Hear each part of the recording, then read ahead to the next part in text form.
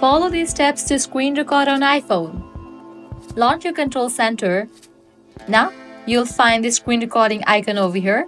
In case you are unable to find this screen recording icon, what you can do is, you can edit your control center. To do that, click on this plus icon given at the top left.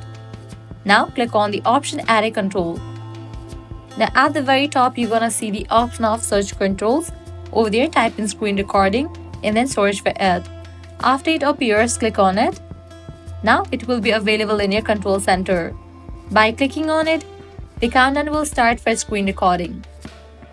Also, you are able to enable or disable microphone. For that, you'll need to press and hold on it. You'll get the option for a microphone.